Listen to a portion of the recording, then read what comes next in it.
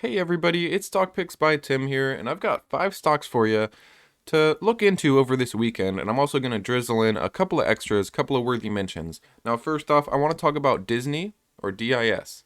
Now I did sell a couple of my shares here. I got extremely lucky with this. I mean, I couldn't foresee that there'd be a ton of news Friday, just this huge gap down, but we did show a lot of strength. We hit that 148 and started bouncing.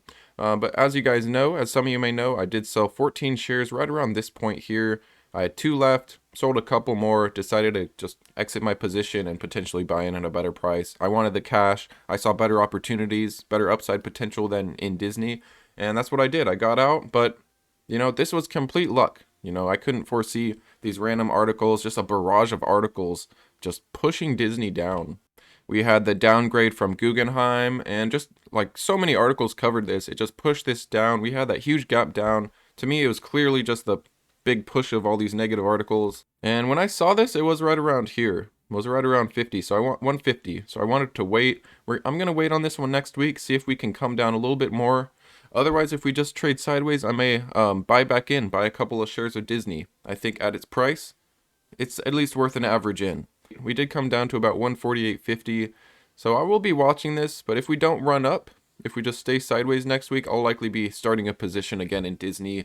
Although I won't build it out to what it was, to about 16, I'll likely just build it out to about 10, and just slowly but surely, probably buy about 2-3 shares at a time with Disney, and just take my sweet time on this one. Now looking at the RSI and MACD, they're both due to cool down a little bit.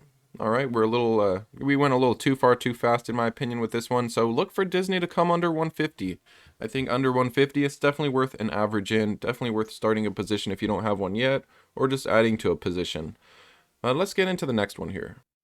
Next up, I want to talk about Wkhs. Now we do have some recent news here with the recall. We have the FMVSS, which is Federal Motor Vehicle Safety Standards, 101, 104, 108, and 120. Okay, so what are these? Well, you'll see down here that 101 is control and displays, 104 is windshield wiping and washing systems, not a big deal, 108 lamps, reflective devices, associated equipment, and 120 wheel and rims, other than passenger cars. Okay, and the remedy was mailed out on January 13, 2022, so we're going to likely see some positive news on this in the coming month or so. And another thing I want to put on your radar with Wkhs here is their earnings coming. It's going to be March 7 according to MarketBeat, so keep an eye on it. I don't expect it to do very well. Okay, we're very busy with this recall, obviously. Likely no sales, in my opinion, there's likely no sales. We had to basically shut down shop and work on our vehicles. So likely to be a hard time for Wkhs in the coming month or two into March. Okay, but it is going to be nice to hear some positive news, some progress with the recall, and I believe in Rick Dauk. I think that he's turning the company around, and I have no reason to doubt him so far. But I am going to continue to expect Wkhs to just slowly downtrend throughout and up to March and even a little bit after March, depending on how earnings goes. Might throw us a curveball, might surprise us. We're very bearish on everything. We are oversold on the RSI. So we might get a little bit of a bounce here coming forward, but I mean, it's just in a continued downtrend. We're very bearish on this one. It's going to continue downwards very likely. I did add to my position last week, but throughout the next month or so, I might add 1 or 2 more times, just slowly kind of average through at this price, even lower. It's very likely that this can come down to 350, maybe even touch 3. But just be careful with Wkhs. We need some positive news to come in. It is good to see some progress with the recall. And I don't think this is yet a dead horse, but the stock price may kind of show otherwise. Alright, and next up, I want to talk about Palantir, or PLTR. Now, Palantir did have a pretty decent day on Friday, and looking at it, there's a very good likelihood we can come back down, test that, 1550, come down under 16, so keep an eye on this. We did come down, test about 1550 or so before bouncing. This is a clear W, got eaten up quickly with buying pressure. We'll see what happens again, though. It's very possible that we can come down and retest before blasting off, but it seems like when it gets to this level, it gets quickly bought up. I mean, look at this huge amount of green, a lot of green coming in around this $15 level. I think this is very worthy of an average in at this price, and those of you that are long-term, I'm sure are just continuing to average through, especially at these prices. Now, it's very possible this can push a little bit before coming back down. The MACD, we're still looking a little bullish. We've got some green. We were getting towards overbought before starting to turn back around. So keep an eye on this one. I think we can come back down and test that, mid 15, upper 15. But if you're long-term minded on this, you know what to do.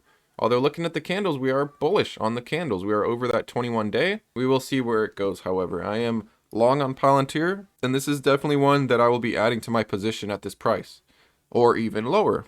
Now next up, I want to talk about Aquestive or AQST, and I'm also going to give a couple honorable mentions.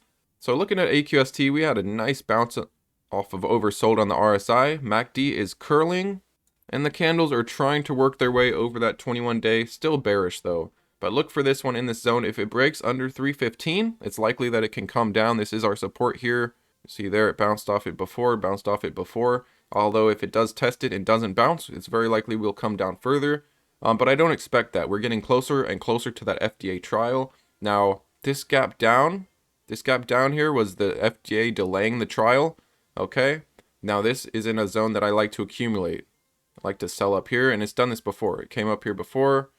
And this is a zone to sell, in my opinion. This is a zone to take some profits, just slowly take some profits off the table. And this is a zone to accumulate. Anything under roughly 450, 475, pretty safe place to add. Also, I will mention Senseonics is another one to look into. And that's definitely another FDA catalyst, the Senseonics CGM, continuous glucose monitoring device. It's expected this quarter as well as another one, GNPX, one I've mentioned once before, Genprex. Now, analysts have that one at a $5 price target. Last I checked, it's in the $2 range. That one has a FDA FTD, Fast Track Designation. So check out Aquestive, AQST, check out Senseonics, SENS, and also check out Genprex, GNPX. I think these three are definitely great FDA catalyst plays. And at their current prices, looks like a great time to add in. Next up, I want to talk about CleanSpark. Now, it's very possible we come and test this 720, 725, as we have a long time ago in the past. This is our next support level here. That 720 or so, low 7 is our support. We did bounce very near it, so we'll see how it goes. Looks like a W pattern forming possibly. We may get a little bit of green next week, have that W shape up for us. This is going to be our resistance here. This 1075 or so is going to be our new resistance. This was our support. I think it's going to flip and it's going to be our resistance. Keep an eye on CleanSpark. I think it's great for an average in at this price.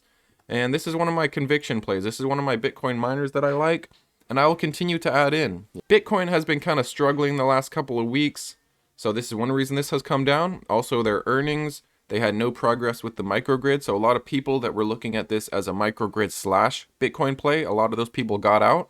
But I do have faith that this is still a microgrid play. Okay, the management did say there were supply problems, and I think that's the main reason they didn't improve their microgrid revenue. It was just flat. It did just continue flat. I believe it was like 6 million if I remember correctly. So it's going to be nice hopefully next quarter to see some progress with the microgrid. Supply problems might improve. Keep an eye on CleanSpark, okay? They are right now at about a 2 exahash, so they are executing as promised. They did say by the end of year they'd be at 2 exahash, and by the end of this year, 2022, they should be at 3. All right, so we'll see how that goes. Definitely like CleanSpark, the company, in my opinion, do believe that this is still a microgrid play, although many of those folks have since left. Seeing that this is likely just focused on Bitcoin, at least according to last quarter, this is focused on Bitcoin. I don't think it's the case, though. I am looking forward to their next earnings, and we'll see how that goes. Now, another Bitcoin miner you got to keep an eye on is 3D Sphere or Any. And we actually have some recent announcements, recent news here with 3D Sphere.